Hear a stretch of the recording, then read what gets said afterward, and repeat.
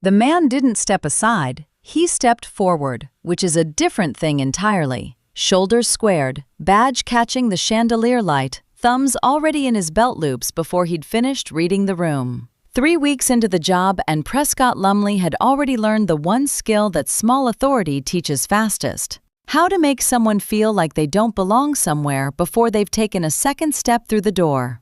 "Are you here for catering?" he said, "or a private event?" He didn't ask it the way you ask a question. He asked it the way you issue a category, and the category he had already placed Francine Adeyemi-Holt into was visible in every syllable. She didn't answer right away. She had walked through this entrance, or some version of it, for over 20 years. She knew the particular way morning light came through the glass doors and fell across the marble floor. She knew the groundskeeper, a man named Delroy, who had waved to her from the far edge of the putting green 20 minutes ago and called out something about the wind on the back nine. She knew the smell of the place: cut grass and old wood, and the faint trace of the same lemon polish the cleaning staff had used since the previous building. She knew all of this because she had been a member since before the current building existed. She told him so, calmly, without raising her voice by a single degree. "I'm a member," she said. "I've been a member since before this clubhouse was built. I'm here to play the back nine." Prescott's response was to lift one hand, not toward her, but past her, toward the security guard stationed near the entrance. Torres, a broad-shouldered man in his 40s who had worked the morning shift at Dunmere for 6 years and who, in those 6 years, had learned to read the difference between a real situation and a manager performing one. This was the second kind. He knew it immediately. He moved to Francine's elbow anyway because the badge said he had to. Prescott explained, in the tone of someone reading from a policy document he had written himself, that unregistered guests of any kind were to be escorted to the parking area while their claim was verified through proper channels. The word claim landed in the lobby like something dropped on purpose. Francine opened her wallet. The card she produced was not white. Most member cards at Dunmere are white, clean, laminated, standard issue. This one was ivory, with gold trim along all 4 edges and a small embossed seal in the lower left corner that caught the light differently depending on the angle. Torres looked at it. Something in his expression shifted, not recognition exactly, but the awareness that he was looking at something he didn't have the context to read. Prescott barely glanced at it. "That's non-standard," he said. "Possibly outdated, possibly—" He paused, letting the next word do its work without being spoken. "We'll need to verify it." He told Torres to escort her to the parking lot. She moved without argument. That was the part that should have registered, that she moved without argument, without indignation, without the performance of wounded feelings that Prescott had been bracing for, and, if he was honest with himself, hoping for. There was no scene. There was only a woman in a cream blazer walking toward the door, with her spine straight and her caddy bag over one shoulder, as if she were simply choosing to leave rather than being removed. As she passed the entrance wall, her right hand drifted, briefly, almost absently, to the bronze plaque mounted beside the door. Adeyemi-Holt Pavilion, dedicated 2003. Her fingers rested there for perhaps 2 seconds. Then she continued walking. Prescott did not notice. He was already turning back toward the front desk, already composing in his head the version of this story he would tell at the staff meeting. Torres held the door. Francine stepped through it into the morning air, the same course, the same green she had walked for 2 decades, and her expression did not change. This is what composure looks like when it is not performed. Not the tight jaw of someone swallowing anger, not the bright eyes of someone fighting tears. Just a woman who knew something that the man with the badge did not, and who had decided, somewhere between the plaque and the parking lot, exactly what to do with that knowledge. She reached into her pocket. She typed a message. Short, the kind of message that doesn't need to be long because the person receiving it already understands the situation. Then she pressed send. Torres, standing just inside the door, caught a glimpse of her phone screen before it went dark. 2 words of the recipient's name. That was all. This channel exists because some of us believe the same thing, that the truth has a way of surfacing, no matter how long it takes or how many people try to bury it. If you're the kind of person who believes that too, you're already in the right place. The people who keep coming back here, who leave their thoughts in the comments and share these stories with someone who needed to hear them. You're the reason this keeps going. Subscribe if you haven't yet. You belong here. As Torres walks Francine toward the exit, she reaches into her pocket and sends a single text message, and the camera catches only 2 words of the recipient's name before her phone screen goes dark. The archive room at Dunmere sat at the end of a corridor most staff had never bothered to find. No signage on the door, no keypad, just a brass knob worn smooth by 22 years of the same hand turning it. Betty Osei Randall knew this room the way she knew her own kitchen, where everything lived, what was misfiled, and what had been quietly forgotten by people who assumed old things had no consequence. She had not been in a hurry when she came here. She was never in a hurry. She pulled the 2003 file without hesitation. It was exactly where it had always been. 3rd box from the left, 2nd shelf, between the original landscaping contracts and the fire marshal's post-incident report from the night the old pavilion burned. That fire was February of 2002. The ash was barely cold before the Adeyemi-Holt Family Foundation had made the call that changed what this club would become. The deed of gift was 14 pages, typed on legal paper with 2 signatures at the bottom and a notary seal pressed so firmly into the last page that you could feel the impression on the back. $4.2 million. Not a loan, not a naming rights arrangement, a gift. With conditions. Conditions that had been accepted, ratified, and written directly into the club's Articles of Incorporation by a board that understood, in 2003, exactly what it owed. In exchange for the donation, the Adeyemi-Holt family received 2 founding patron memberships. Not membership cards in the ordinary sense, but a contractual instrument, lifetime and irrevocable, with board-adjacent privileges enumerated in Section 4, Paragraph 3 of the Articles. The ivory and gold card was not a tier. It was a deed in miniature. The club could no more revoke it than it could revoke the pavilion itself. Betty photographed every page. She did not rush. She did not annotate. She simply slipped her phone into the accordion folder, closed the 2003 file, and returned it to its box with the care of someone who had always known this moment would eventually come. 3 corridors away, Prescott Lumley was performing confidence for an audience of 6. The staff meeting had been called on 30 minutes' notice. He stood at the whiteboard with the posture of a man who had confused a title with authority, and he told the assembled staff, housekeeping supervisor, 2 groundskeepers, the bar manager, a front desk attendant, and Torres, that this morning's incident had proven the necessity of what he was now calling the guest verification protocol. He used the phrase twice. He had written it on the whiteboard. He described Francine Adeyemi-Holt as a woman who wandered in off the course. He said it with the particular ease of someone who had not considered for even a moment that anyone in the room might know better. He told his staff to enforce the new policy without exception, without apology, and to radio him personally if a similar situation arose. Bet wrote his exact words on her notepad. She dated the entry. She noted the time. Prescott did not look at her once. Out on the terrace, Harlan Voss had been eating alone. He was a man who had chaired this board for 11 years, on the understanding that institutions accumulate debts, not financial ones, but moral ones, and that the longer they went unacknowledged, the heavier they became. He knew every founding document in that archive room. He had signed 2 of them himself. When his phone lit up, he read the message once. She was there today. You should know. He set the phone face down on the tablecloth. He did not reply. For a long time, he simply looked at the pavilion wall, at the cream stone, the clean lines, the bronze lettering he had walked past 1,000 times without pausing.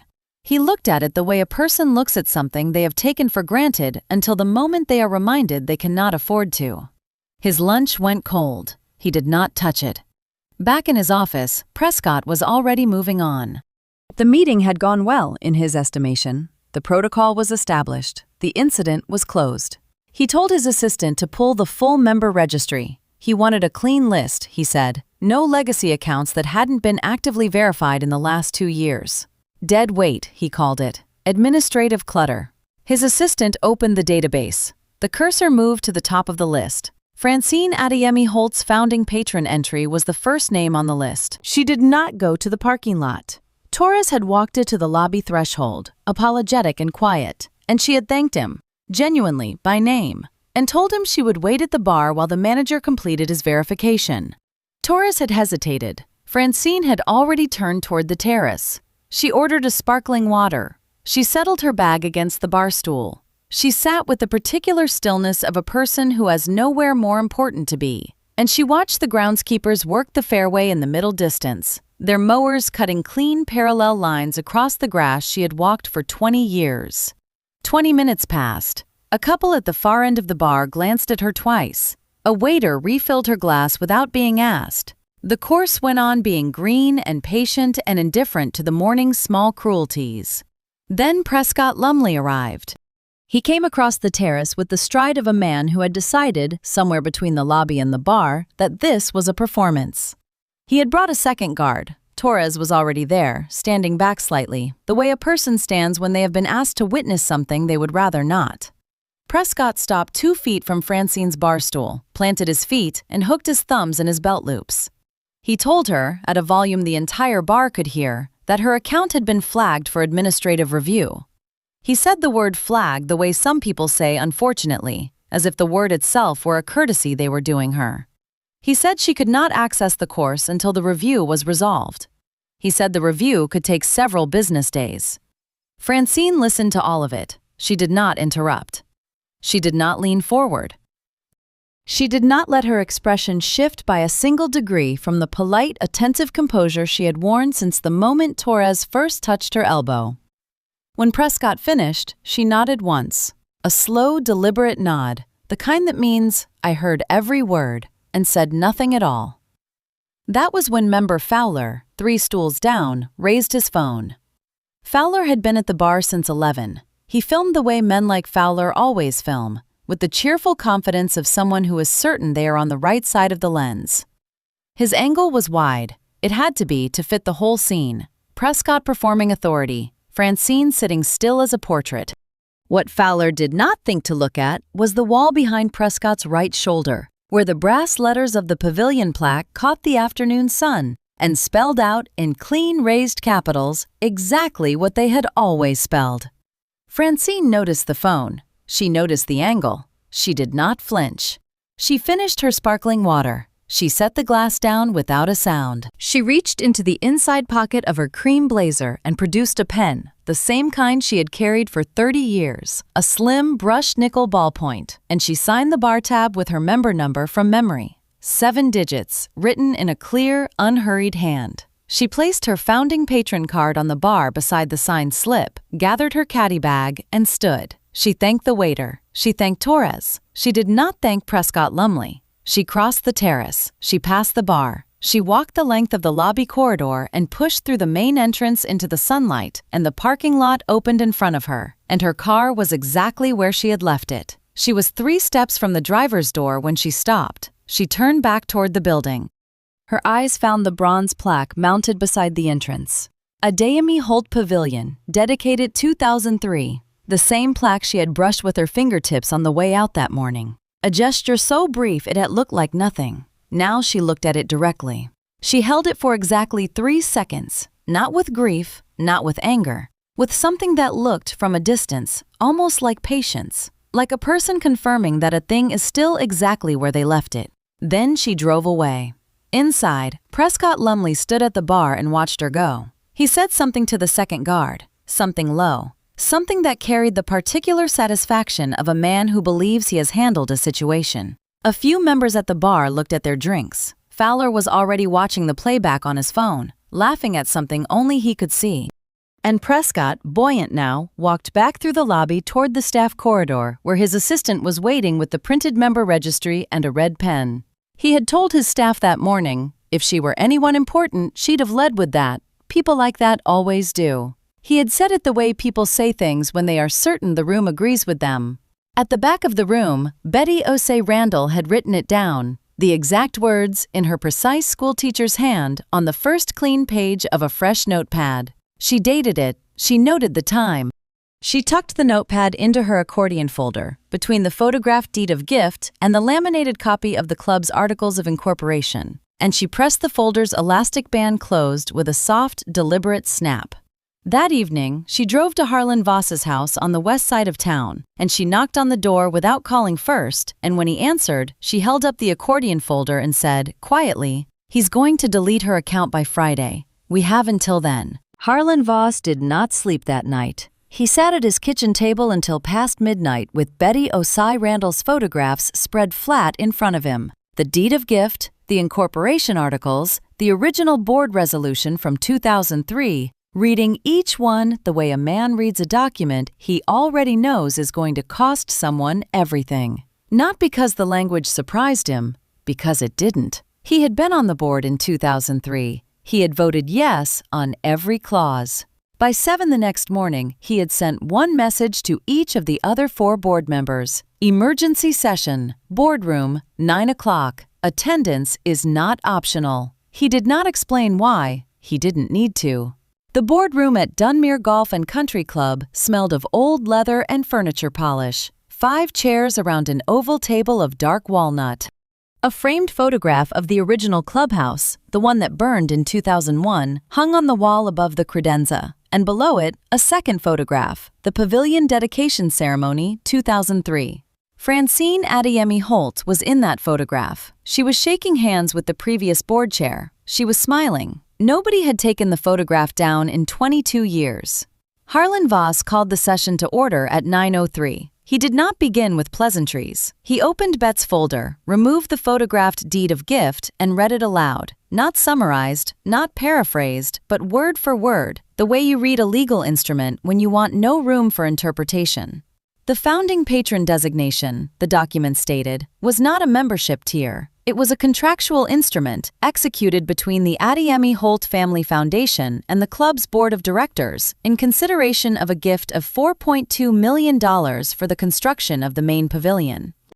The card issued to the foundation's designee was the physical token of that contract. Its holder was entitled to lifetime access to all club facilities, to non-voting advisory standing at every board meeting, and to protections against any restriction of access without prior board authorization. Voss set the document down. "The card she presented," he said, "was ivory with gold trim. Every one of you has seen that card before." He placed it on the table, the ivory and gold founding patron card. Torres had returned it to Francine in the parking lot, and Francine had sent it to Voss by courier that morning, inside an unsealed envelope, as if she'd known exactly where it was going. Every board member recognized it immediately. One of them, Margaret Chu, a contracts attorney who had reviewed the incorporation articles during her own onboarding, went still in a way that meant she was already running calculations. Margaret reached for the incorporation articles next.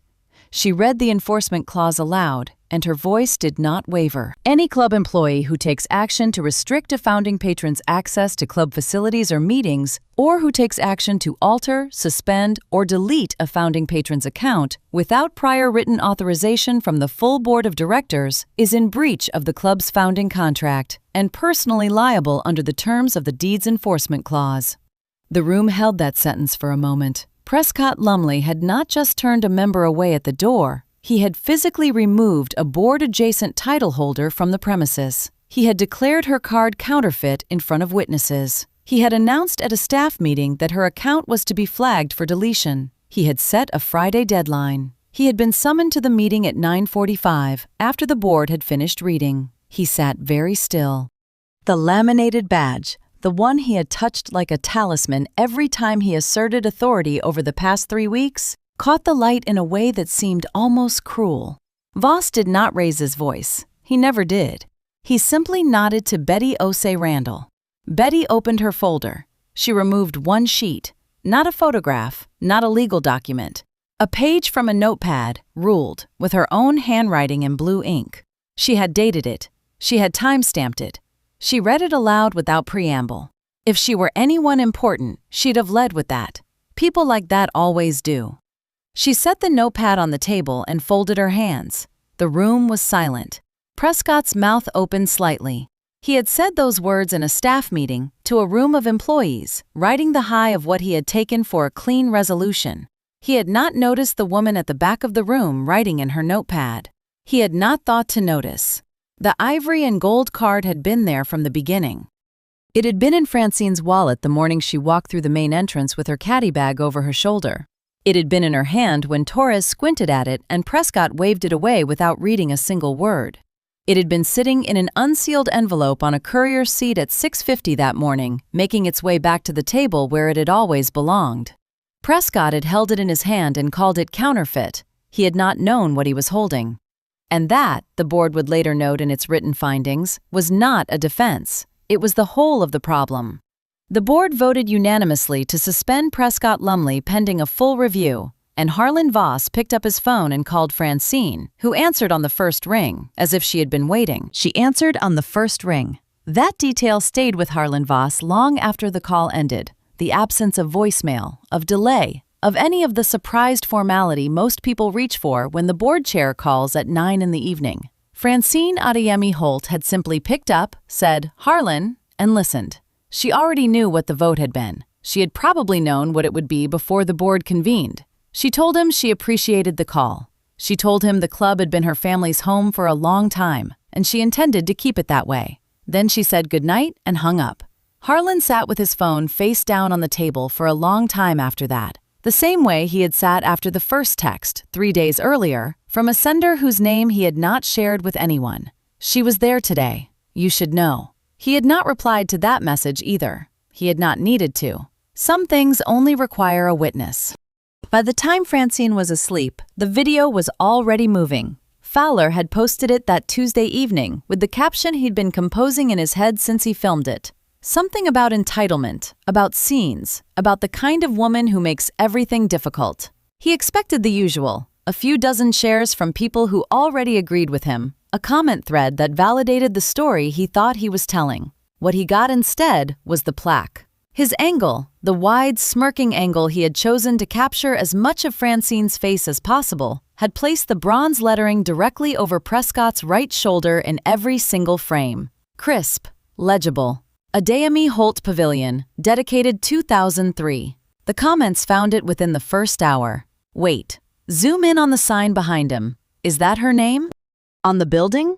She's standing in a room named after her family, and he called security on her? By midnight, someone had pulled the 2003 county donation records, public documents, filed and indexed and sitting undisturbed in a database for 22 years, and posted the summary in the thread. $4.2 million, the main pavilion, a founding patron designation written into the club's own articles of incorporation. By 3 in the morning, the clip had 250,000 views. By 6, it had crossed 2 million. Fowler woke up to a phone that would not stop.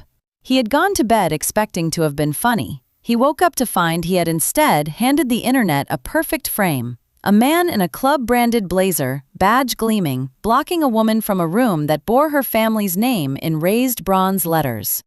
Every attempt to contextualize it made it worse. He deleted the post at 7:14. The reposts had already outpaced the original by a factor of 40. The headline that ran in the regional paper that morning read, "Manager calls security on woman whose family built the clubhouse." By afternoon, it had been picked up nationally. Prescott Lumley's termination letter arrived by courier that Thursday. The board's legal team had drafted it with precision. 3 grounds, each documented, each traceable to his own actions and his own words. Breach of fiduciary duty, violation of the founding contract, conduct unbecoming of club management. No severance. The deeds enforcement clause, Betty's notes confirmed, was fully active. Francine had grounds for a civil claim. She had not yet decided whether to pursue it. She told Betty she would think about it. She said it the way a woman says something she has already decided. Not with drama, but with the particular quietness of someone who knows she holds every card and is in no hurry to play them. Betty nodded. She closed the accordion folder and pushed it across the table. "It's yours," she said. "It was always yours." On a quiet Wednesday morning, 6 days after Prescott had escorted her toward the parking lot with practiced condescension, Francine Adeyemi-Holt came back. Not with a lawyer, not with a press statement, not with anyone at all. She came the way she had always come, caddy bag over one shoulder, cream blazer pressed, sensible cleats quiet on the stone path. The groundskeeper she had known for 15 years looked up from the bed he was edging along the entrance walk and raised a hand. She raised hers back. At the threshold, she stopped. The bronze plaque was where it had always been. It had been there the day she walked in 3 days ago. It had been there when Prescott stepped into her path. It had been there in every frame of Fowler's video, patient and permanent, waiting for someone to look. She reached out and touched it, one hand flat against the metal, the way you touch something that belongs to you and has never stopped belonging to you. She held it for a moment. Then she walked inside. The lobby was quiet. The front desk staff nodded. No one asked her name. No one asked her purpose. No one reached for a badge or a phone or a second opinion. She signed in with her member number, the same number she had written on a bar tab 3 days ago in front of a room full of witnesses, and walked through to the course. She teed up her ball. She took her stance, the compact, settled stance of someone who has been doing this for decades and has never needed to perform it for anyone. She swung. The ball traced a clean arc against the pale morning sky and landed precisely where she intended. Then she picked up her bag and walked after it, into the green and open quiet of a course that had been waiting for her all along.